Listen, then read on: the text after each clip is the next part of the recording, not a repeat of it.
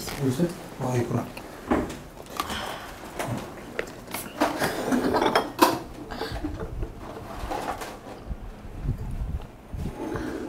모르고 아무 말이나 해서 죄송해요. 아, 예, 재밌어. 그 아무 말을 안 하면 큰일 나는 거예요. 재밌게 하려면은. 이게 나는 저 박사님 이 박사의 세상 읽기 두 번째 주제로 들어가 보겠습니다. 팟캐스트 중에 이 작가와 이 박사의 EJ라는 프로그램이 있는 건 아세요? 혹시 들어보셨어요? 우리 이 박사가 있어서. 그 되게 아, 그런 게 있어요? 경쟁. 그게 팟캐스트 1등이야 대체적으로. 그래요? 그 이 박사는 누구예요? 그 이 박사는 그 서울대 뭐죠? 철학과 이 박사인가? 이렇게 돼 있는데 젊은 친구들이에요. 짝퉁으로 보이는 거 아니에요? 뭐 그 박사가 한둘이야? 그렇죠? 다 이 박사님이잖아요. 그렇죠? 박사님 다 박사님으로 박사를 박사라고 부르지 못하게 하는. 그렇죠. 짝퉁이 아니고 그건 구식이지. 그거는. 그분들은 이제 우리가 이제 나오는 순간 구식이 된 거예요. 네. 신식. 그렇죠. 항상 향이 들어오겠네. 네. 듣고 있나 이지? 짝퉁이 아니야. 우리가 못하면 짝퉁이 되는데 잘하면 거기가 구식이 되는 거예요. 하여튼 그 비슷한 제목을 쓰는 게 유리해요. 왜냐면 비슷해 보이거든. 붙어서 갈 수도 있고. 네. 아니 우리가 모르니까 뭐 우리 눈에 보이지 않는 건 없는 거예요. 그렇죠. 우리 앞에 없는 건 없는 거야. 우리는 다 이렇게 욕할 수도 있고 그래. 하여튼 우리 앞에 없으니까. 그래서 두 번째 나눌 이야기는 똑같은데. 두 번째 나눌 이야기는 우리가 이제 곧 치르게 될 재보궐선거입니다. 7월 30일 날 있는 재보궐선거죠. 재보궐선거는 일종의 이제 그 당선된 사람들이 무슨 이유로든지 그 직을 상실하거나 당선이 무효되거나 이랬을 때 다시 치르는 선거가 재보궐선거죠. 7월 30일 날 치러지는 재보궐선거에 대해서 어떻게 생각하시나요? 제일 먼저 생각나는 게 그 비용. 선거 비용. 네. 저는 이 선거 치를 때마다 그 엄청난 비용과 유권자들이 또 하던 일을 멈추고 가서 또 이걸 뽑아야 되고. 그렇죠. 근데 뭐 뽑고 나서 좀 있다 보면 또 뭐 그냥 비슷비슷한 분들 나와가지고 또 선택해달라고 하고. 그래서 저는 사실 비용 문제가 제일 안타까워요. 네. 그 부분을 좀 한번. 보통 뭐 이제 그 인구 비례에 따라 다르긴 하지만 선거 비용이 1인당 한 10억 가까이 든다고 보죠. 대도시는 그보다 더 들 거고 물론 이제 지방은 조금 더 덜 들 거고. 근데 1인당 10억이니까 후보가 나와서 2명 내지 3명. 그러니까 또 15% 정도의 득표율을 가지면 그 비용을 거의 되돌려줘요. 보전을 해주고. 근데 5% 되면 반 정도 주고. 그 보니까 10%만 해. 대통령 선거는 1인당 950원을 후보가 쓸 수 있고 그 자기가 후보가 쓸 수 있는 그 공식적인 돈은 또 국가가 나중에 보존해 주잖아요. 그렇죠. 그렇게 책정이 돼 있어요. 국회의원은 1인당 200원. 근데 기본이 1억. 1억은 기본으로 주고 거기에다가 1인당 200원. 또 시군구가 또 있지 않습니까? 그 당 200만 원. 이렇게 해서 1억 플러스 그 유권자 수 곱하기 200원 합치고 그리고 시군구 기초자치단체의 수 곱하기 200만 원을 합친 금액을 공식적으로 쓸 수 있고 그걸 국가가 나중에 보전해 주는 거니까 이 선거를 하면은 계산해보면 많은 돈이 나가는 거예요. 역시 경영학 박사님이십니다. 저는 가장 그게 손실이 크다. 그래서 선거를 좀 자주 안 했으면 좋겠다는 생각이 듭니다. 자주 안 했으면 좋겠다. 근데 이번엔 최다예요. 15개 지역에서. 보궐선거는. 이제 경제학적으로 얘기를 했으니까 이제 제가 보는 쟁점 세 가지는 어쨌든 이 내부 고발자와 또 공익 제보자를 공천으로 한 것. 광주에? 그런 것들에 대해서 또 어떻게 생각하시는지. 왜냐하면 새정치민주연합은 진실을 밝히고자 하는 사람들이다. 그 사람들이 정치에 나와서 더 좋은 역할을 할 수도 있지 않느냐 이렇게 보고 있고 새누리당은 거짓 폭로의 대가 공천이다 이렇게 얘기를 하고 있거든요. 어떻게 생각하세요? 권은희 그 수사과장 지난번 대선의 그 댓글 사건의 핵심이었죠. 물론 청문회에 나와서도 스타가 되긴 했지만 혹은 비난을 받기도 했고 그 인물 자체를 얘기하기보다는 제가 좀 먼저 말씀드리고 싶은 게 있는데요. 뭐냐면 그 사람이 정치를 하겠다? 물론 쟁점 사항에 취했던 사람이 정치를 하겠다는 건 뭐 개인의 선택이기도 하고 공당으로서는 이용할 수 있는 좋은 재료이기도 하죠. 저는 근데도 반감이 생기는 게 있어요. 뭐냐면 그 당연히 당선될 곳에 갔다가 공천을 하는 게 무슨 의미가 있냐는 거죠. 그런 분을. 그죠? 그런 사람이면 정말로 다른 사람에게 이 사람이 정말 검증받고 그 사람이 검증받았으면 그 논리가 정당화될 수 있는 곳에 가서 공천을 해야지.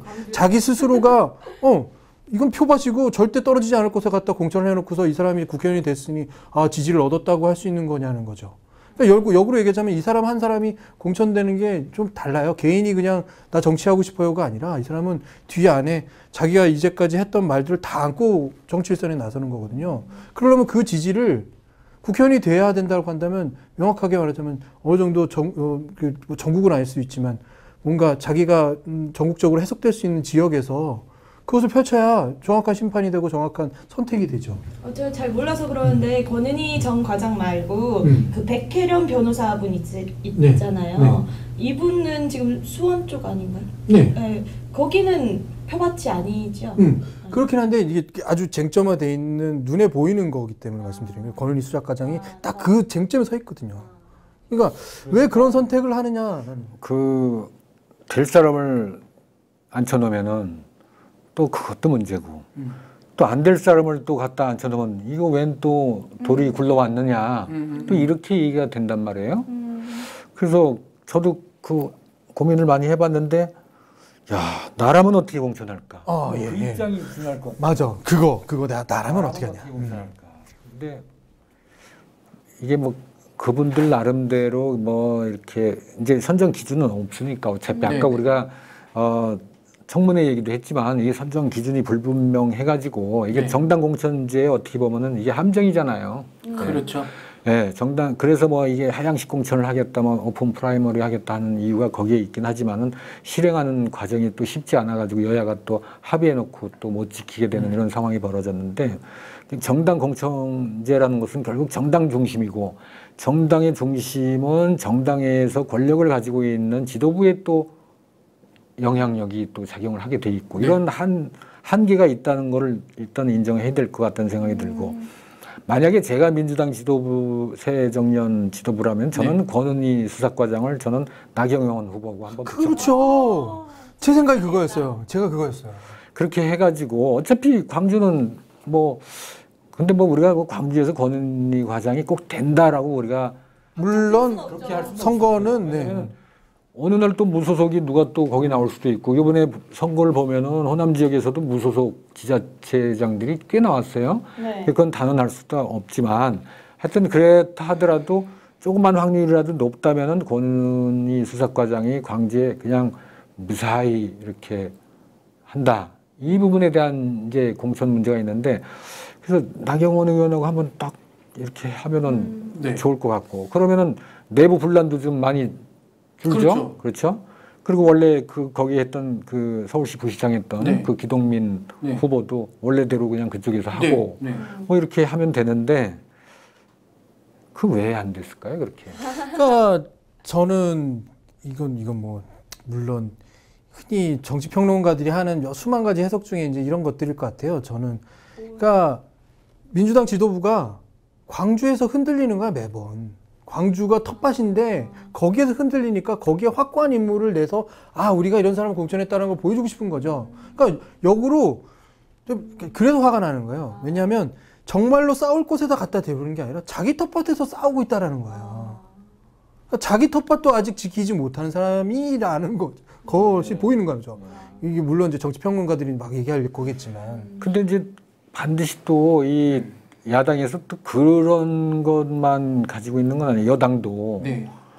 그 이정현 의원을 지금 곡성 순천에다가 했지 않습니까? 저는 또 그것도 마찬가지예요. 이정현 의원이 그 대통령이 그렇게 신임하고 참 좌우의 어느 한 날개라면은 저는 그냥 대구에다 한번 공천하면 어떨까 재밌게. 오히려 이 공천은 잘 됐다고 생각하는 거예요. 왜냐하면 이정현 의원 같은 경우에는 지난번에 광주에서도 나갔었죠. 수십 번을 자기가 결국은 자꾸 꺾어지고 하는 것들을 보이게 되는데 이게 정치적인 계산을 보면 아, 저 사람 끝났어 라고 보잖아요. 네. 국민들의 입장에서 보면 저 사람 끝났어가 아닌 거죠. 어느 순간인가 그분이 또 나오면 야, 이번을 어떻게 한번 해줘야 되는 것 아니야? 그게 예전에 그 노란 노무현 물결에 그런 심리가 숨어 있잖아요, 사실. 잡초도 될 수 있지만 아, 저 사람이 계속해서 우리한테 신경을 쓰는구나. 여기에 굉장히 많은 의지를 가지고 있구나. 의지 표명이거든요. 근데 쏠쏠한 말씀을 하시면 야, 전략공천이긴 하지만 당 지도부에서 인물로 봐서 여기보다 이 인물 넣으면 이제 당선되겠지 하고 딱 푹 박아버리면. 이렇게 보니까 우리 요즘 젊은이들 뭐 도전 안 한다고 말씀하시잖아요. 보니까 기성세대 분들도 이렇게 도전, 뭐 하이 리스크를 안는 거를 싫어하나 본 것 같은데, 싫어하시는 것 같은데. 아, 젊은이들이 하이리스크 지는 걸 기성세대는 좋아하죠. 네. 근데 요즘 젊은이들이 좀 그런 걸 두려워한다. 막 왜 자꾸 편안한 것만 찾느냐 이런 시각이 많으신데 네. 정치에서 먼저 이런 것들을 보여줘야 하이 리스크를 안고 공천을 맞아요. 할 때도 멋지게 우리 당당하게. 그렇죠. 지금 일리가 있네. 굉장히 중요한 얘기예요. 일리가 있네. 근데 지금 정치권에 있는 젊은 분들 많잖아요. 네. 그죠? 리준석 같은 사람. 근데 근데 하이리스크를 졌던가 그분들이? 그냥 어느 대기를 날 하는데? 스타들이 나타나는데 하이리스크를 져가지고 자생적으로 막 이렇게 한 사람이 누가 있나요? 요즘에 개천에서 용나기가 너무 힘들어서 음. 그렇게 한번 스타가 있으면 위에서 또 그 리스크 없는 사람을 데리고 가기 때문에 그분들 인생이 또 대기를 펼쳐져요. 그래서 하이 리스크를 안고 성장한 20대를 찾아보기가 요즘에 굉장히 어려운 것 같아요. 하이리스크를 짊어지고 도전하고 제 극복하라고 주변에 얘기를 많아요. 하지만 주변에 주변에 많은데 알아주지 않아서. 그렇지. 그렇지. 그게 중요한 거예요. 누군가 모험을 하는 사람을 잘 몰라줘. 그리고 모험이 반드시 성공해야만 해요. 우리도 모험을 하고. 실패를 하면 안 돼. 근데 모험을 하는 사람들이 무관심하지는 않습니다. 그렇습니까? 그렇죠. 저 암벽에 올라가는 사람을 누구나 다 지켜보고 있어. 저희도 지켜봐 주시나요, 떨어지면 시청자분들? 다 안도의 숨을 쉬고 올라가면 그래도 박수를 쳐줄 거라고요. 틀림없이. 그죠?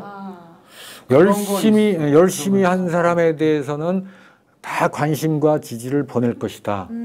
다만 그 리스크는 그 사람의 몫이니까 우리는 그 뒤를 따라가는 사람들이 많지 않습니까? 뒤 따라가는 입장에서 있기 때문에 그렇지 벤처 정신을 가지고 있는 분들은 사회에서 존경을 받을 수밖에 없습니다, 사실은. 네. 그 부분이 보이는 선거 지역이 있어요. 동작을. 그게 나경원 후보 나오죠. 기동민 후보 나오죠. 그리고 노회찬 후보. 거기에 가장 큰 돋보이는 후보가 사실 노회찬 후보 같아요. 왜냐하면 노회찬 후보는 유리하긴 해요. 왜냐하면 전 지역을 따져봤을 때 자기 네임밸류로 동작을 가는 가장 유리하긴 해. 하지만 나경원 후보하고 정면 승부거든. 그리고 새정치민주연합의 힘과도 승부고 정의당이라는 자기의 당의 열쇠를 안고서도 자기 힘으로 거기를 개척하고 있는 거예요. 근데 그 이유가 뭐냐면 지난번에 노원병인가요? 노원병에서 결국은 선거법 위반으로 의원직을 상실한 거잖아요. 그것 때문에 다시 도전할 수 있는 거고. 그러니까 물론 잘못이 있다고 하면 잘못이 있을 수 있지만 자기의 잘못을 다 리스크를 다 떠안고 이번에 그 지역을 선택했다는 게 가장 돋보이는 점 아닐까요? 아니면 싸움이 될 거라고 생각하는 것도 사실 말이 되죠. 그러면 이 공천이 이렇게 이루어지는 그 이유는 어디에 있을까요? 그러니까 저는 이건 또 다른 논리인데요. 물론 아까 말씀드린 그런 공천을 보고 싶다라는 마음 같지만 15개의 선거가 걸렸잖아요. 이번에 만약에 잘하거나 잘못하면 판세가 바뀐다고 저는 생각하거든요. 과반 의석을 확보할 수 있다면 그 다음은 뭔가 다른 모습이 펼칠 수밖에 없잖아요. 과반 의석을 잃어버리게 된다면 이제 막 이렇게 뭔가 할 수 있는 데서 많은 제동이 걸릴 거고, 과반 의석을 확보할 수 있다면 지금까지 못했던 걸 할 수 있을 거고. 그러니까 이 모습이 결국은 국민들이 15개 선거구 중에 몇 석을 자기들에게 선택을 해주냐에 따라서 그 나머지가 완전히 바뀌어요. 근데 이게 중요한 게 이제 여기서 중요한 게 투표율이죠. 왜냐하면 이게 또 여름 휴가가 끼어 있는 7월 30일이고 그래서 투표율이 낮을 수도 있다. 근데 혹자들은 이제 6.4 지방선거의 사전 투표제가 좀 정착이 됐기 때문에 이걸로 인해서 오를 수도 있다 이렇게 생각을 하는데 왜냐하면 투표율이 높아야 그런 해석을 할 수가 있는 거잖아요. 투표율도 낮고 뭐 어느 정도 국민들 관심은 없었는데 누군가 됐다. 그걸로 어떻게 해석을 하는 건 좀 무리가 있잖아요. 사실 투표율이라는 게 이 요즘 들어서 아주 투표율이 높으냐 낮으냐에 따라서 결과가 달라지는 현상으로 되어 버리잖아요. 근데 그 투표율이라는 것을 결국 상징적으로 보여주는 것은 20대가 20, 30대 젊은 층이 투표를 많이 하느냐 안 하느냐에 해당되는 문제로 보여져요. 그러면 투표율이 높으면 20, 30대가 많이 하고 더 낮으면 전통적으로 투표를 많이 하시는 어르신 세대가 더 많이 해서 결과가 달라진다. 근데 그거는 지난번 대선에서 완전히 바뀌거나 혹은 완전히 뒤집힌 것 아닌가 하는 생각도 좀 드는데. 지난번 대선 때 어떤 결과? 투표율은 그나마 높았다고 보거든요. 네. 근데 오히려 50대 이상의 어르신들이 훨씬 많은 투표를 하신 거죠. 그거는 사실은 여러 가지 요인이 있겠지만은 그 당시에 어떤 이슈가 부각이 되느냐에 따라서 그 관심 있는 층이 더 반응을 보이겠죠. 아무래도 예를 들어서 뭐 노인 연금 문제가 이슈가 된다 그러면 노인 투표율이 올라갈 것이고 청년 실업이 문제가 된다 그러면 또 청년층이 올라갈 것이고 이슈에 따라서 움직인다. 왜 그런 얘기도 했잖아요. 겨울에 날씨가 추우면 노인분들이 오히려 안 나올 것이다. 그랬더니 뭐 새벽기도 가시는 노인분들, 잠 없으신 노인분들 뭐 다 나오시잖아요, 사실은. 젊은 사람들이 오히려 게을러가지고 더 안 나오고 이런 문제가 있기 때문에 이 투표율이 선거에 어떤 영향을 미치는가 하는 게 최근 들어서 또 많이 깨지는 것 같아요. 예. 근데 그런데도 이게 참 서로가 이겼다고 하는 게 투표잖아요. 사실 그렇죠. 저 개봉하기 전에는 서로가 이겼다고 하고 대세를 잡았다고 하고. 근데 결과는 항상 누군가 이기고 누군가 지는 말이죠. 근데 그 과정에서 보면 전통적으로 지역 기반에 아직도 머물러 있고. 그러니까 흔히 말하는 경북, 영남과 호남, 네. 그렇죠? 그 가운데 있는 충청도가 어떤 선택할 것이냐에 따라서 캐스팅 보트. 뭐 강원도는 전통적으로 여당인데 뭐 지방선거는 좀 다르고 뭐 이런 분석들이 자꾸 생기고 또 하나는 세대별로도 분명히 갈라져 있어서 투표하는 비중이 분명히 다른 건 맞고요.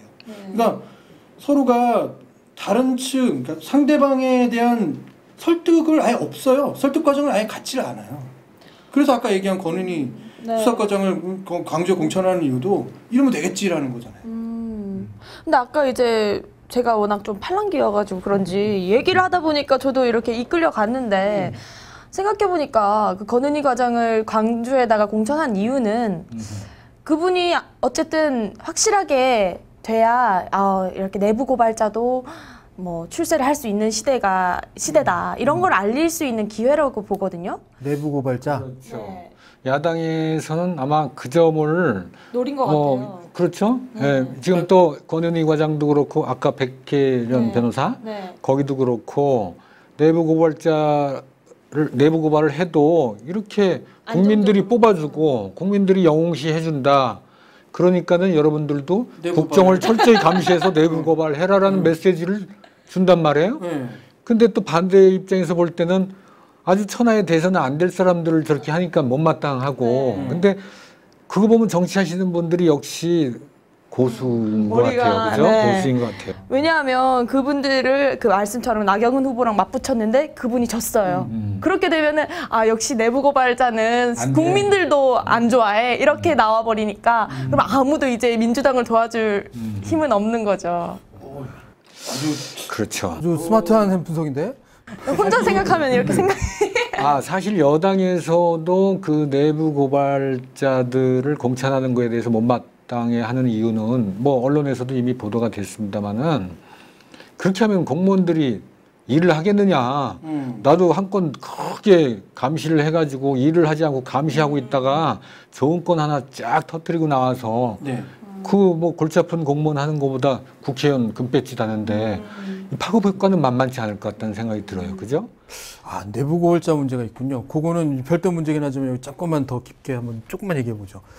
내부 고발을 한다라는 것에 뭐 저도 이제 어떤 프로그램 진행하다가 이게 영어로는 표현이 이렇게 되더라고요. 휘슬블로워. 그러니까 휘파람을 부는 사람인데 뭔가 경각심을 줘야 할 때 그 경각심을 주는 휘파람을 부는 사람을 내부고발자로 분류하는 문화적인 배경이 있잖아요. 요즘 스노드는 어떻게 지내시나요? 스노드는 잘 지낼까요? 그래도 장한 일을 했나? 뭐 이렇게 생각하는 사람이 많은데 하나는 우리 안에 내부고발자는 배신자잖아요. 그러니까 우리 전통적으로 그래요. 관습적으로 그래도 자기 안에 있는 것들을 저렇게 까발려서 자기 혼자 살겠다고 라는 배신감을 표출한 사람들이 꽤 많거든요. 그래도 국정원에 있어서는 그 배신자지만 국민들에게 있어서는 친구죠. 그게 또 전체도 아니야. 그 부류지. 아니 근데 이게 내부 고발에 대한 문제가 우리가 양면성을 가지고 있어요. 우리 사회가. 왜냐면은 내부 고발을 권장하고 있거든. 정부도 권장하고 있어가지고 선거 사범을 내부 고발하면은 엄청난 포상금을 받아요. 그러니까 인천의 박상은 의원 같은 경우도 비서나 운전기사가 고발을 했어요. 그 엄청난 포상금을 맞아요. 받게 될 거예요 아마. 그죠? 그러니까 이중성을 가지고 있는 거야 이게. 내부 고발에 대한 이중성. 그래서 이걸 어떻게 해석할 것이냐, 이걸 권장할 것이냐, 아니면은 하지 않도록 할 것이냐 하는데 관점의 차이가 있다. 하여튼 만약에 우리 김 기자님께서 그렇게 아주 똑똑하게 그런 것들을 이렇게 딱 집어내셨는데 이번 선거 결과에서 두 사람이 다 되면은 그런 얘기를 할 수 있을 것 같아요. 내부 고발을 하면은 신분 상승도 되고 정치인이 되고 스타가 되고 그렇게 막 사회에서 아웃사이더가 되지만은 않는다. 이런 모델을 보여줄 수 있는. 그러면은 자 야당은 그런 내부 고발자 이런 것을 포커싱 해가지고 예를 들어서 공천을 했어요. 그럼 이번에 이제 여당의 공천 그건 어떤 색을 가지고 있나요? 이미지? 역시나 이름? 이름. 선거에서 방금 말씀하신 이미 인지도. 네. 인지도가 반은 먹고 간다는 얘기잖아요. 그렇죠. 누군지 알아야 그 사람이 돋보이는 거고 아는 사람을 당연히 먼저 보게 되고 그렇다 보면 손이 가서 투표지에 특히나 재보궐선거는 사람들이 또 관심을 갖기가 더 힘든 부분이죠. 힘들죠. 그렇죠. 우리가 지금 사실은 이게 우리가 선진국으로 가면서 여야의 정책 경쟁이 예전처럼 그렇게 극히 선명하지가 않아요. 일단은 여당이든 야당이든 뭐 복지라는 거에 대해서는 시각의 차이가 조금은 있지만은 궁극적으로는 그쪽으로 가요. 왜? 표밭이 복지에 있으니까. 뭐 예산 지금 안 따지지 않습니까? 재정적으로 어려움이 있어도 복지는 계속 지금 증액되고 있고 그렇다면은 여야가 정책 선명성 가지고 이걸 차별화시키기가 어렵다면은 이 후보의 인지도가 굉장히 큰 메리트죠. 그죠?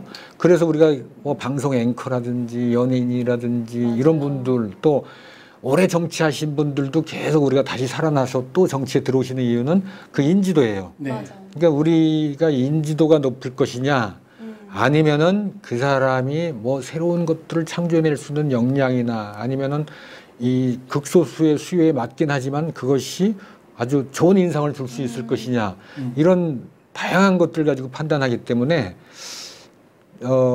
뭐가 옳다라고는 못할 것 같아요. 그런데 아까 얘기하셨듯이 우리 투표율에서도 봤지만 5, 60대가 많이 하시잖아요. 근데 그분들은 정말 뭐니 해도 인지도가 인지도.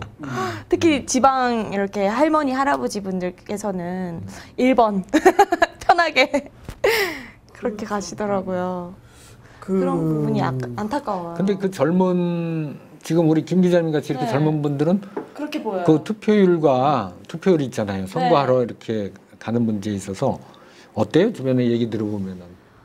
정말 관심이 없죠. 근데 그나마 사전투표제가 있어서 왜냐하면 1인 가구가 요즘에 너무 많잖아요. 그러다 보니까 주소는 서울이 아닌데 친구들이 다 서울에 살아요. 근데 예전에는 그 인터넷에 등록을 해서 좀 번거로웠는데 이번에는 정말 좀 쉽잖아요.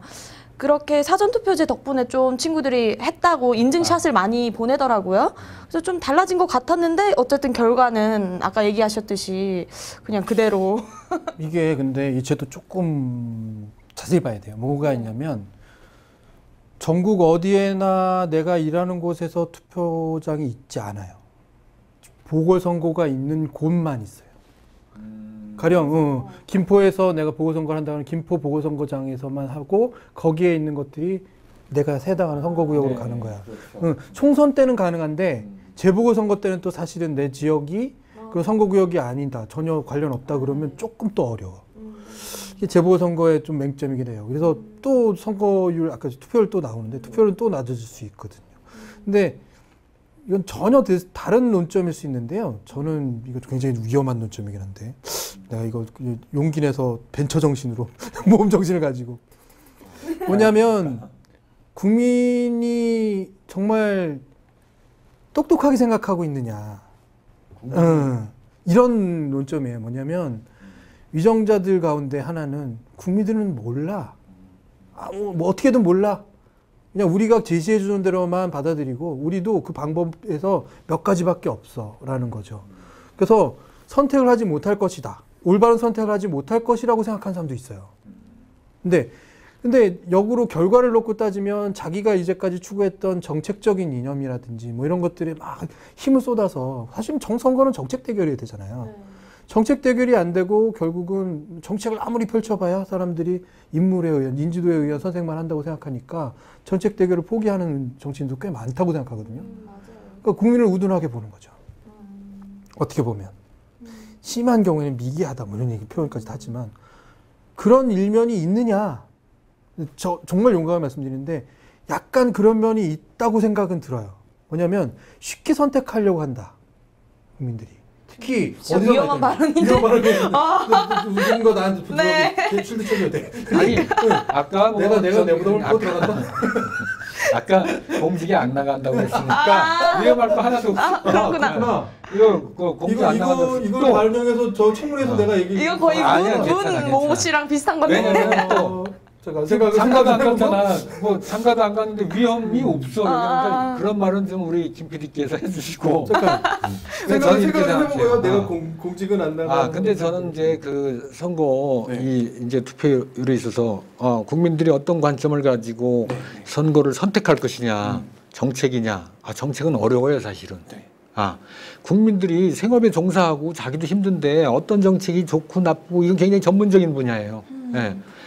제가 보면은 제가 영국에 있을 때 그 토니 블레어 수상이 됐어요. 그때 제가 선거 과정을 지켜보니까 가장 좋은 이슈는 그거더라고요. 겨울에 노인분들의 난방비 보조금을 월 1,000원을 더 주겠습니다. 찍는 거야. 그렇죠. 네, 찍는 거예요. 네. 우리도 있었잖아요. 뭐 저게 뭐 어느 당이고 뭐 이게 없어. 근데 그건 우리 한국민의 국민성도 관련이 있습니다. 우리는 미술 그 작품 감상하러 가면 한국 사람은 어떻게 합니까? 손으로 만진다는 거 아니에요. 느낌이 좋으면은 좋은 작품이고, 이 컬러가 어떻고, 뭐 이 작가가 어떻고, 이게 뭐 추상화 작품을 해석하려고 그러면 머리가 아프니까 만져보고 잘 그렸어. 뭐 재료도 좀 많이 쓰고 괜찮은 것 같아. 뭐 액자 틀도 보니까 고급스럽고 그러니까 이건 좋은 작품일 거야. 이렇게 생각하는 감성이 크게 작용해요. 그죠? 감성이 크게 작용하니까 주변 정황을 살피게 되고 그 정황에서 내가 이게 필이 딱 꽂히는 게 오히려 더 간다.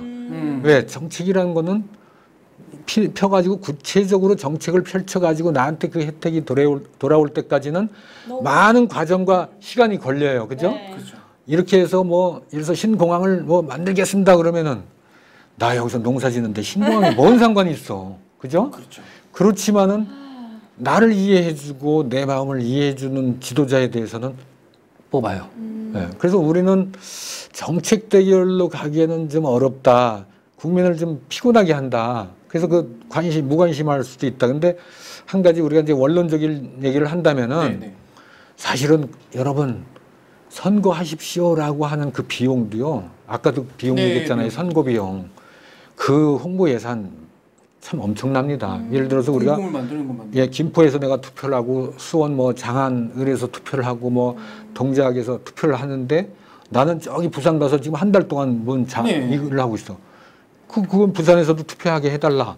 근데 그 비용은 또 어떡하냔 말이에요. 그래서 어쩔 수 없는 건데 문제는 국민들이 자기가 가지고 있는 권리잖아요, 이게. 권리인데 내가 무관심하다고 그러면 자기가 나라에 무관심하고 사회에 무관심하면은 그건 국민으로서 자기 주장을 하고 비난할 권리가 과연 있을까요? 근데 이제 저는 두 분과 좀 다르게 이제 국민들의 문제도 있지만 그렇게 이렇게 눈 가리고 아웅하게 만드는 사회 문제가 있는 거죠. 계속해서 참여하게 만들어야 되고 또 언론 자체에서도 이 정치나 이런 것들이 아 이거는 사람들 다 힘든데 또 뭐 정치 보여주면서 힘들게 하지 말자 이런 식으로 해서 뭐 재밌고 뭐 그런 것만 자꾸 내보내지 말고 정책도 재미있게 포장할 수 있잖아요. 요즘 시대가 어떤 시대인데. 그래서 정책도 재미있게 소개하고 뭐 그런 식으로 아이템을 많이 내서 국민들도 진짜 정책을 쉽게 알 수 있게 또 그러다 보면 정치랑 자꾸 가까워질 수 있다고 생각해요. 이 너무 비관적으로 국민들을 맞는 말인데. 맞는 말인데 맞는 나는 말인데? 자꾸 이게 저는 가슴이 안 낙관이에요. 받아지지. 힘들죠. 정치를 재미있게 하고 투표장으로 막 가고 싶게 하고 그러면 선거할 때 그러면 투표소에 걸그룹 좀 초청하고 그런 거 말고 그렇게 하지 말고 그런 거 말고 정치 자체가 재밌게. 재미있게 참 정책 자체가 좋은 과제인데 이렇게 우리처럼 목소리를 낼 수 있는 공론의 장을 자꾸 펼치고 정말 그냥 정치인들이 이제 두렵지 않게 당당하게 나와서 그냥 한 명 한 명 질문 다 받아쳐주고 이런 프로그램 만들어야죠. 좋은 아이디어 같아요. 그렇죠. 그죠?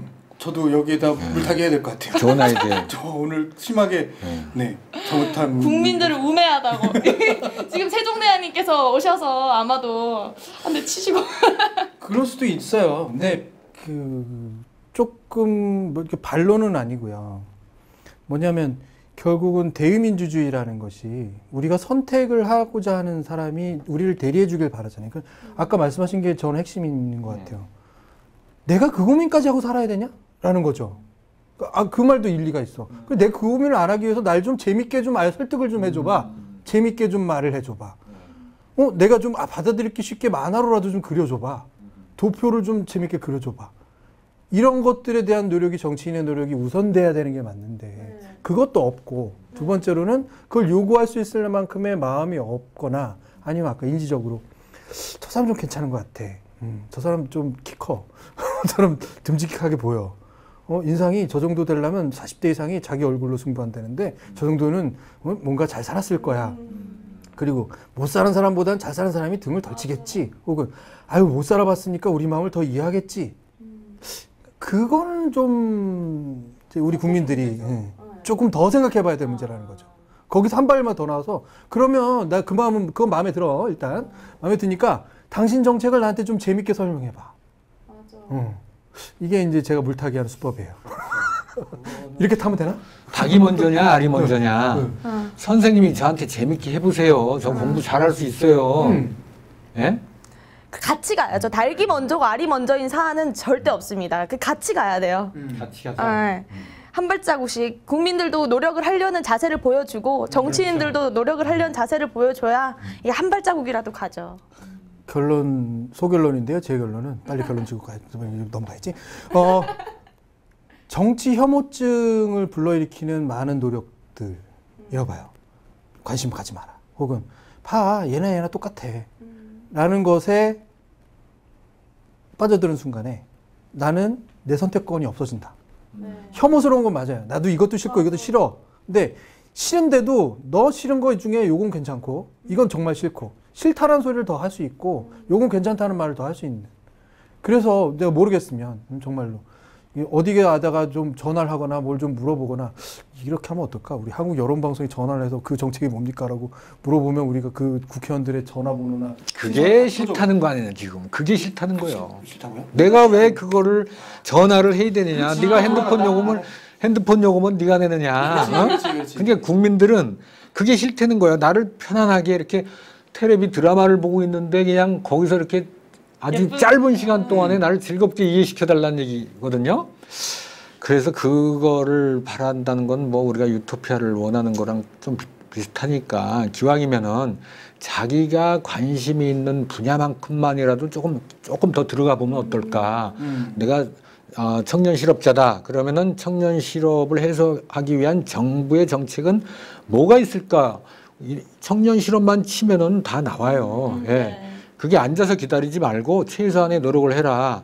그러면은 이 선거 문화라는 거는 뭐 어떤 개개인한테 다 맞출 수는 없는 거니까 국민이 국가의 미래와 장래를 갖다가 논할 수 있는 그 리더를 선택하는 거니까 나도 조금씩 양보를 해야 되겠다. 또 우리가 낸 세금을 가지고 엄청난 선거 비용과 선거 홍보 비용을 들이기 때문에 결국 내 돈 나가는 거예요. 안 하면은 내 돈 나가는 거고, 또 국민들이 잠자면서 투표 안 하길 원하는 사람들도 있어요, 사실은. 그죠? 해외여행 가고. 네.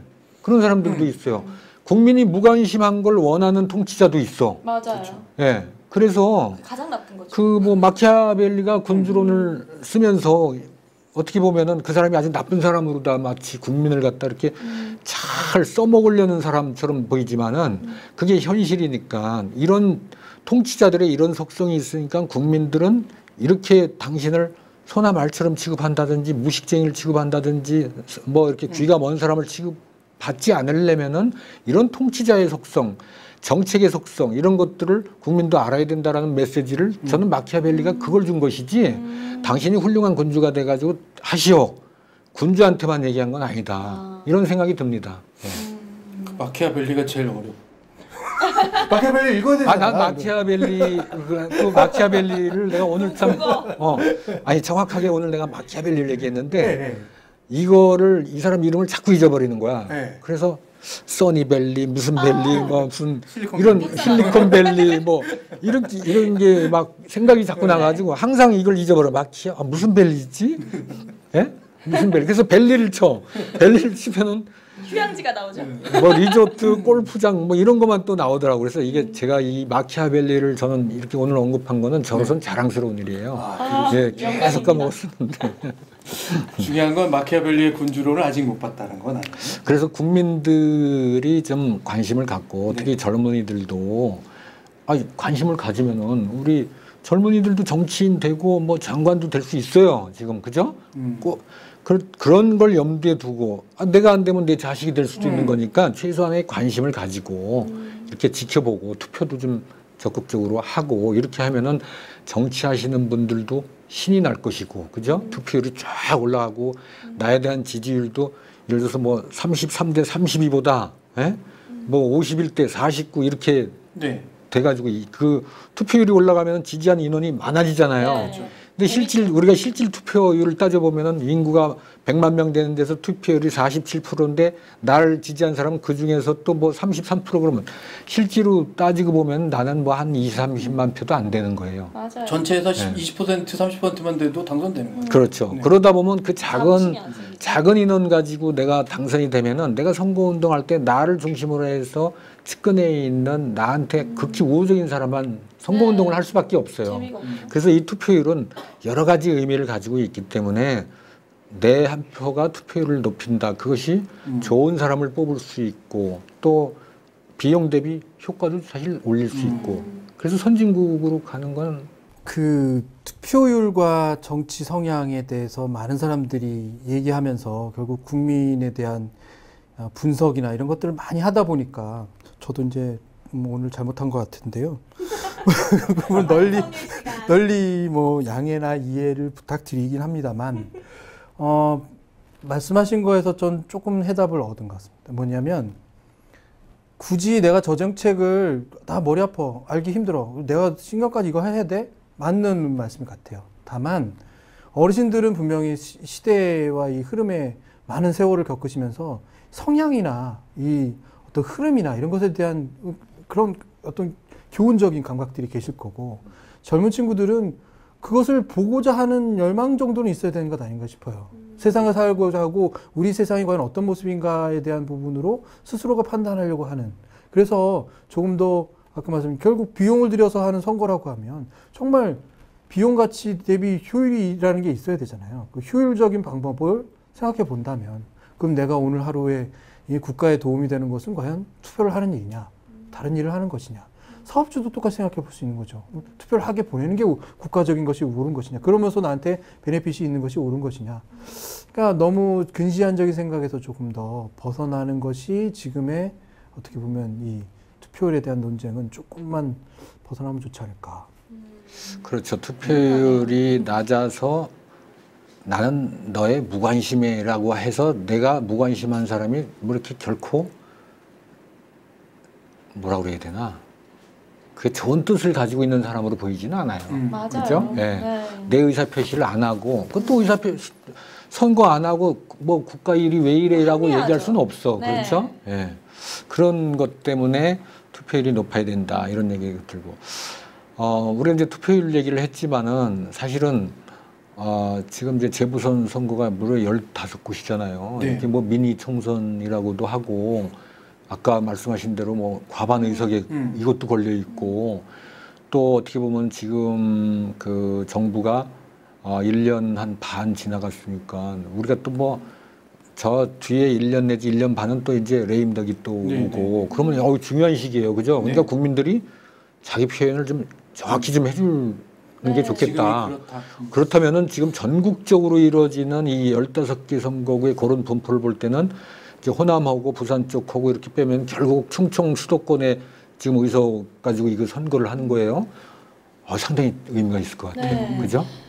저는 20대의 입장에서 이 정치에 대한 이야기가 자꾸 많이 거론이 됐으면 좋겠어요. 왜냐하면 제가 대학교 때 공대생이거든요. 그 공학을 공부할 때는 전혀 아무도 정치에 대해 얘기 안 하고 뭐 플러스 마이너스 맨날 뭐 A제곱, B제곱 이런 얘기만 하니까 전혀 저랑은 관계가 없다고 생각하고 선거도 안 하는 게 권리지 이렇게 또 합리화를 해버리더라고요. 근데 계속해서 얘기를 듣다 보면 그 권리를 내가 지금까지 왜 놓치고 살았나 그런 것들이 생각이 되는데 또 마찬가지예요. 대학원생 친구들 보면 그 정치가 논하지 않은 곳에서는 눈에 안 보이면 그 투표권도 안 보이나 봐요.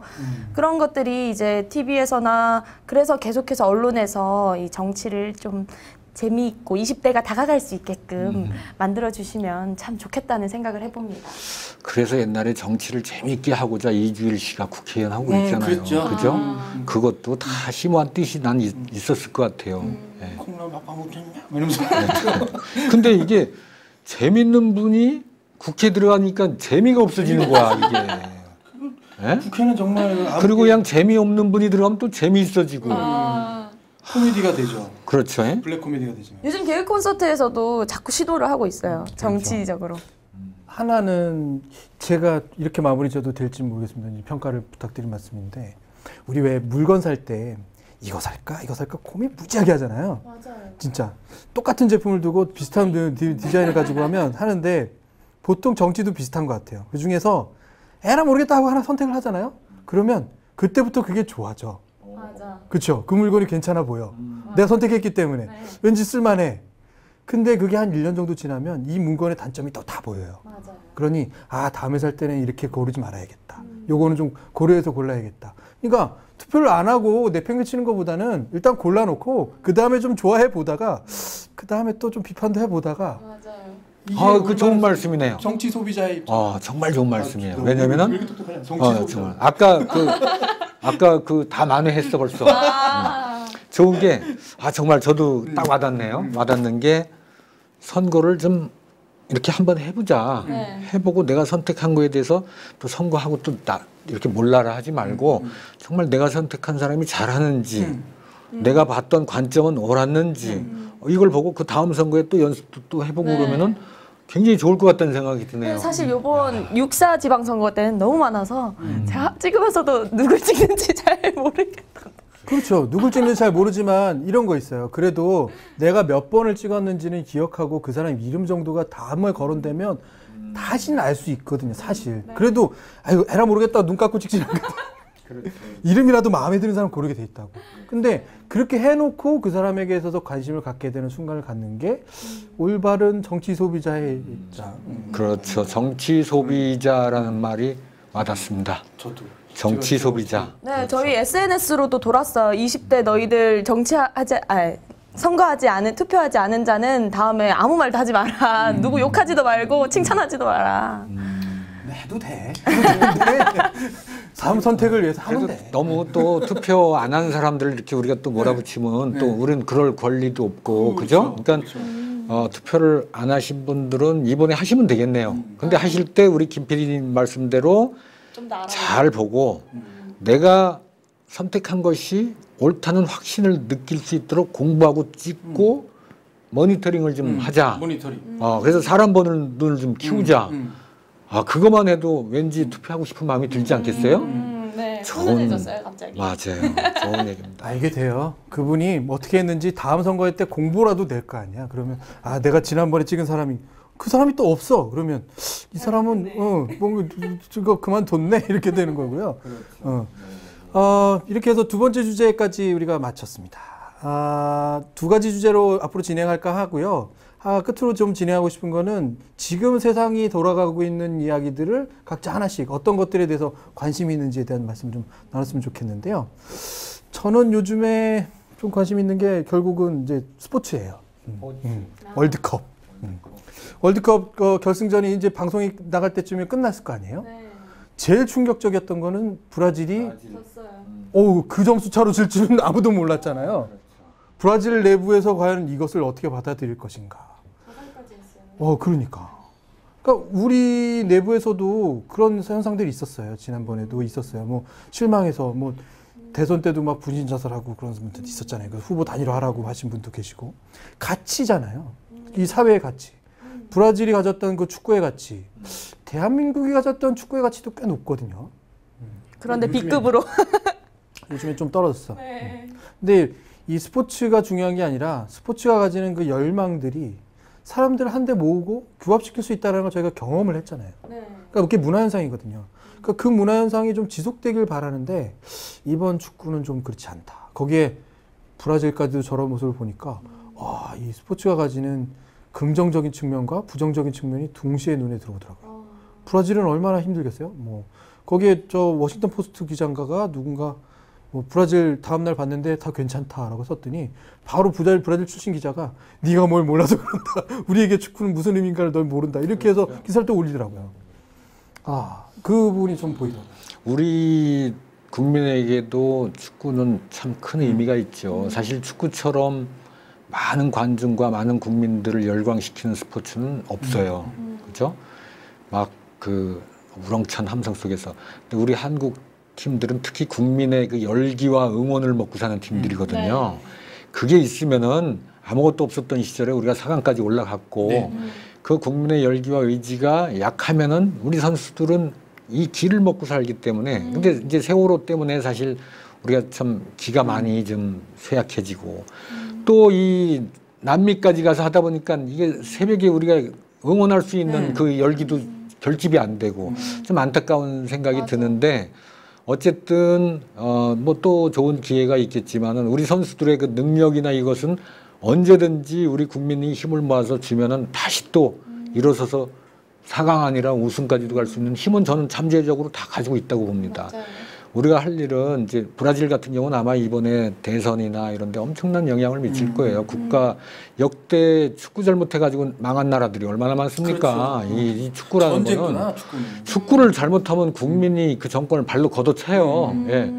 그래서 이 잘못하면은 이 공만 채이는 게 아니라 정부도 걷어차요.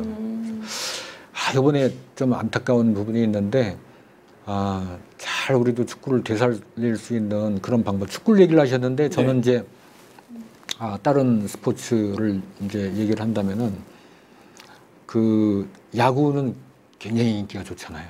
그죠? 야구는 굉장히 인기가 좋아가지고 뭐 온 구장이 다 꽉꽉 차고 이렇게 되고 있는데 프로축구, K리그. 그렇죠? 텅텅 비었어. 그렇죠. 그래서 이 왜 우리는 또 월드컵은 저렇게 열광하면서 K리그는 막 손님이 없어. 선수의 가족밖에 없어요. 어떻게 보면은. 예. 가봤는데 좀 지루하더라고요. 네, 그래서 야구를 열심히 하다가 왜 결정적인 때 또 월드컵으로 가는지 그래서 골고루 좀 이렇게 균형 있게 스포츠를 사랑해 주셨으면. 그렇죠. 그게 또 우리 세상 읽기에 중요한 부분 같아요. 열광하는 부분이 뭐냐면 그 뭐라고 하죠? 우리 대표, 전체의 대표로 놓고 따지면은 열성적인 지지를 보내죠. 그리고 승자승, 누군가 이긴 사람들만 응원하는. 근데 그 나머지에서 정말 고생해서 이렇게 서로가 이렇게 상향식으로 올라가는 부분에서는 밑바닥까지 지지하지는 않는 듯한 느낌도 좀 있어요. 이러면 또 비난되는데 안 되겠다. 말 그만해야겠다. 스포츠에 대해서. 스포츠요? 저는 두 분 이야기 들을 때는 거기에 싹 빠져서 또 머리가 하얘요. 원래 또 이제 뒤돌아서면 아, 나 스포츠 많이 아는데 이렇게 싶은데 지금 또 얘기 들으니까 아까 그 부분이 좀 많이 와닿았어요. 아, 긍정적인 면만 생각했는데 부정적인 면이 요즘에 너무 부각되고 있다. 혹시 세상이 변화하고 있는데 스포츠마저도 변질되면 이 우리의 기쁨을 주는 그 큰 부분이 상실되는 거 아닌가 이런 우려가 듭니다. 네. 그렇죠. 세상에는 당근과 채찍처럼 단 게 있으면 또 쓴 게 있어야 되고, 근데 단 게 요즘 너무 없긴 없어요. 맞아. 그렇죠. 축구가 달았어야 됐는데 이번에. 그런 부분에서는 우리가 그럼 어떻게 단 걸 만드나? 사탕 공장을 대량으로. 예, 근데 세상을 보면 우리가 지금 세상을 읽고 있잖아요. 네. 세상 읽고 있는데 쓴 것과 단 것과 짠 것과 그거는 골고루 있을 것 같아요. 네. 그죠? 네. 골고루 있는데 단 거만 먹으니까 그렇게 하지 말라는 거 아니겠어요? 그죠?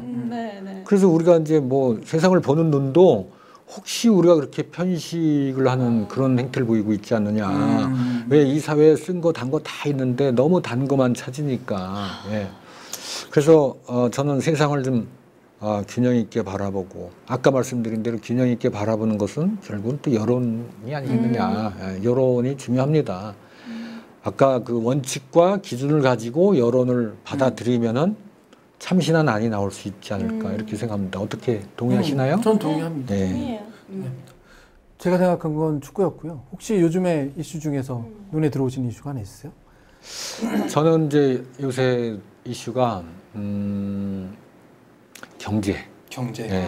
사실은 우리가 정치 얘기를 하지만 너무 가려집니다. 정치 얘기를 하고 있지만은 사실은 이게 경제가 큰 문제예요. 이게 경제가 잘 되면은 사실 정치 문제도 좀 우리가 온화하게 이렇게 여유를 가지고 대할 수 있지 않습니까? 네.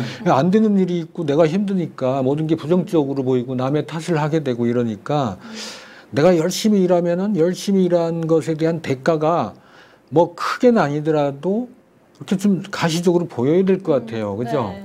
내가 구직 활동을 열심히 하는데 이거 이력서 내고 사진 뽀샵하고 뭐 하는데 안 되는 거야, 잘. 네. 그렇게 되면은 어렵죠. 네. 그러면 정치적으로 비판을 하게 되고 성향이 이렇게 좀 이상해지고. 네. 그래서 이 경제 문제를 언제 한번 우리가 한번 네. 예, 읽어봅시다, 우리가. 예. 책을 읽고 좋은 토론을 할까요? 책을 읽고 그렇죠. 뭐 책도 읽고 뭐 여러 가지 하여튼 준비를 경제 해서 사안에 대해서. 예, 우리가 또 경제는 많은 국민들이 관심을 가지고 있잖아요. 네. 예. 관심을 많이 가지고 있지만 아까 말씀하신 대로 이게 입에 달면 몸에 안 좋다고 그러지만 경제가 그렇죠. 입에 단 건 몸에 다 좋잖아요. 좋죠. 예. 그러니까 이거는 맛도 있고 영양가도 있는 게 경제인데 사실 정치는 사실 입에 달면 몸에 안 좋을 수도 있어요. 근데. 정치는요. 정치는 어떻게 보면은 독점 시장이에요. 네. 독과점 시장이기 때문에 국민이 선택이 별로 없어. 이 후보 내고 이 당에서 하는데 나는 저게 싫은데. 근데 경제는 대안이 많아요. 네, 네. 그래서 독과점 시장, 경제는 독과점을 처벌하잖아요. 네. 정치는 독과점을 처벌을 안 해요. 그래서 우리가 경제가 오히려 더 세상을 합리적으로 만들 수 있는 그런 시스템을 우리한테 제공한다. 그래서 우리가 한번 경제에 대해서도 전 기대가 돼요. 우리 김 기자님의 경제에 대한 관점은 뭐고 우리 김 PD님의 또 경제에 대한 관점이 뭔지 이거를 한번 논의하면 좋을까. 경제 않을까. 좋아합니다. 다음 주 예고. 경제. 네. 예. 대한민국 경제 이대로 좋은가? 네, 오늘 기사예요. 한국 오늘 기사. 경제 규모가 이제 세계 14위로 5년째 지속이 됐는데 네. 댓글에 어떤 사람들이 야 지속된 것도 대단하다. 어떤 사람들은 우린 맨날 제자리 걸음이야. 이렇게 보는 시각이 있는데 그런 거에 대해서도 논하고. 그렇죠. 네. 좋습니다. 경제는 반드시 여러 가지 정치는 아까 말씀드린 평가 지표가 그렇게 많지 않지만 경제는 또 많이 있잖아요. 그걸 이렇게 찬찬히 들다 보면 어떤지가 보이는 흔히 말하는 의사가 이렇게 청진기되고 진단할 수 있는 정도는 되니까 그걸 또 잘 알려줬으면 좋겠어 그것도. 재밌게요, 그렇죠? 그런 부분이고 요즘 어떤 이슈가 보입니까? 저는 이제 최근 친구들하고 모임을 가져봐도 느끼지만 중소기업을 다니는 친구가 있고 또 대기업을 다니는 친구가 있어요. 그래서 기업의 양극화 현상이 제 눈엔 자꾸 보이는데 오늘도 기사가 두 가지가 있었어요. 하나는 여름 휴가 일수와 또 지급비가 줄었다. 그만큼 힘들어졌다는 거죠. 근데 어떤 회사는 요즘은 뭐 노는 것도 경쟁력 이러면서 뭐 회사에서 스파도 제공하고 운동도 제공하고 이런 회사가 있는 거예요. 그렇다 보니까 이 기업의 양극화 현상이 제 눈엔 자꾸 보여요. 어떤 친구들은 정말 뼈 빠지게 일하는데 보수를 못 받고 어떤 친구들은 꿀직업이라 해가지고 회사에서 그냥 돈 받은 걸로 맨날 해외여행 다니고 이렇게 되다 보니까 이 친구들의 뭐 취업 걱정이나 이런 것들이 제 눈에 자꾸 밟히는데 20대의 취업난에 대해서 두 분의 시각은 어떠세요? 저희가 욕심이 많은 건가요? 아니면은 사회가 어려워진 건가요? 다음에 유구무원이다. 지금은 좀 연구를 하고 답을 해줘야 돼. 아니 그냥 새로 시작하고 싶어가지고 그렇지. 오늘 이제 처음 오셨는데 우리 김 기자님이 와 지금 다양한 걸 준비를 많이 하신 것 같아요. 기대가 됩니다. 다음에는 기업의 양극화, 경제 문제, 젊은이의 취업 문제. 오늘은 녹화를 주신 거예요? 우리 프로는 정말 무궁무진합니다. 이게 그쵸, 재밌는 그 주제를 가지고. 다만 저희는 구체적인 수치와 혹은 아주 정확한 분석 이렇진 않을 것 같아요. 그건 아니고요. 일반적으로 우리가 똑같이 생각하는 것에 대한 종합적인 현상, 우리가 지금 정말로 꼼꼼히 따져서 요것들 다 이렇게 보니까 요 정도 되더라. 그게 이제 세상에 있는 기본이라고 보고요. 세상을 뭐 아주 저 첫 번째 있는 어린 말부터 저 끝까지 발행인까지 다 볼 수도 있지만 어떻게 매번 보겠어요? 우리가 예? 인간인데. 우리가 코끼리, 우리는 장님 코끼리 만지듯이 만지고 코 만지겠습니다. 그 대신에 정확히 전달하고. 네. 저희 생각을 말씀드리고 단 여러분들의 생각도 중요하다는 말씀을 드리고요. 저희가 지금 말씀드린 것에 반론이 있거나 혹은 생각이 좀 다르신 의견이 있으시거나 그러면 저희가 팟캐스트를 통해서 이 방송을 할 거거든요. 팟캐스트의 후기 혹은 기타의 방법으로 남겨주시면 되겠습니다. 페이스북도 하나 만들고요. 트위터도 하나 만들고 메일도 하나 만들어서 여러분께 공지해 드릴게요. 여기 이제 나갈 거예요.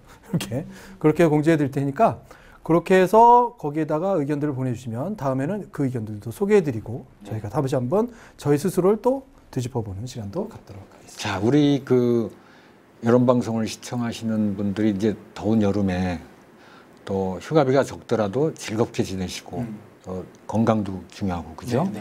그래서 다음 주에 반드시 여론 방송 모니터 앞에 앉으셔가지고 우리가 얘기했던 주제들에 대해서 같이 고민할 수 있는 이런 생각을 가질 수 있도록 시청자들에게 기회를 한번 드릴까요, 우리가? 박수 쳐요? 세 박자 박수. 세 박자 그렇습니다. 박수? 자, 하나, 둘, 셋.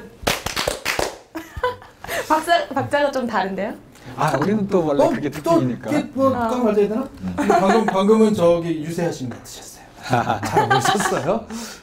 시청해주신 여러분 감사드리고요. 다음 시간에는 말씀드린 대로 경제와 관련된 것들도 찾아보고 여러 가지 현상의 이슈들 다시 찾아서 여러분과 함께 만나겠습니다. 시청해주신 여러분 고맙습니다. 이 박사의 세상 읽기 다음 시간에 뵙겠습니다. 고맙습니다. 고맙습니다.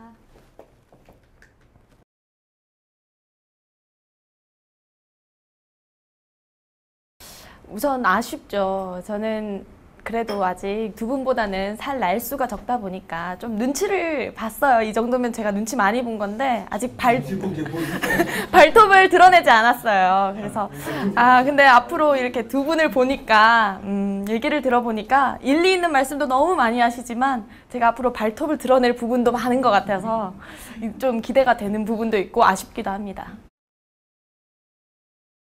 네, 아까 호랑이 발톱인지 고양이 발톱인지 모르겠다고 뒤에서 지금 다 들리는데 진짜 팔랑기네. 팔랑귀기도 하고 당나귀기도 해서 많이 들려요. 그래서 아마도 이제 호랑이 발톱으로 가지 않을까. 센데.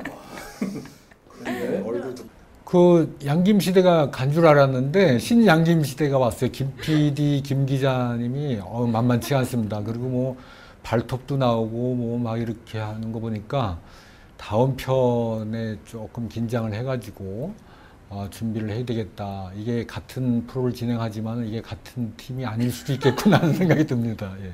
세우고 또 위험한 발언하는 거 이런 거는 지양하도록 하고 가급적이면은 시청자 여러분의 좀 편에 서서 인기를 좀 유지하도록 하겠습니다. 오늘 제가 그래도 선방했다고 저는 생각합니다. 앞으로 다양한 주제에 대해서 너무 깊이 들어가지 않고 가급적이면은 좀 공감하고 즐겁게 이렇게 할 수 있도록 노력을 해야 되는데 그 부분에 대해서는 우리 팀이 아마 좋은 팀워크를 가지고 할 것 같습니다. 그리고 좀 더 박수를 많이 치고 많이 웃을 수 있도록 그 부분에 중점을 두겠습니다. 편안하게 다가간다기보다는 저는 못 모르고 다가가는 거고요. 못 모르고 다가가니까 여러분들께서 보시기에 평가하기가 쉬우실 거예요. 아, 이건 내가 모르는 얘기가 없구나. 그래서 무슨 말을 저렇게 하지? 라고 말씀하실 수도 있고. 그러나 박사님의 그 말씀 가운데서는 참 교훈을 받을 게 참 많았습니다. 그래서 계속 많이 배우고 싶고요. 특히 상황에 따라서 물 탄 듯, 스트레스 탄 듯 이렇게 해야 된다는 거. 잘 해야 된다는 거. 네. 흔히 프로그램의 가치를 생각하면 뭔가 정보가 있거나 재미가 있거나 아니면 감성이 묻어나서 막 눈물을 폭세게 하거나 이런 프로그램들이 좋은 프로그램이라고 생각해요, 저도. 근데 그거 외에 또 좋은 프로그램은 그냥 가만히 앉아서 TV 틀어놓고 딴 일 하다가도 그래, 그럴 수도 있지. 야, 그럼 왜 그렇게 생각하지? 라고 하는 여러 가지 다양한 논점들을 많이 이야기하는 프로그램도 저는 좋은 프로그램을 생각하는데요. 저희가 그런 프로그램이 됐으면 좋겠습니다. 좀 잔잔하기도 하고 그 가운데서 이렇게 팍 터지는 웃음은 아니더라도 약간 그냥 아기자기한 웃음도 좀 있고 그 가운데서도 슬픈 이야기를 들으면 우리들이 또 슬퍼할 수 있는 감성도 좀 있고요. 그러니까 너무 이렇게 막 되바라지듯이 극과 극을 왔다 갔다 하는 프로그램은 아닌 것 같고 그렇게 좀 봐주시면 좋겠고 앞으로도 조금 더 많이 지켜봐 주시면 좋겠습니다. 팟캐스트, 트위터 다 알려드릴 테니까 많이 리트윗도 해주시고 소개도 좀 해주세요. 감사합니다. 네.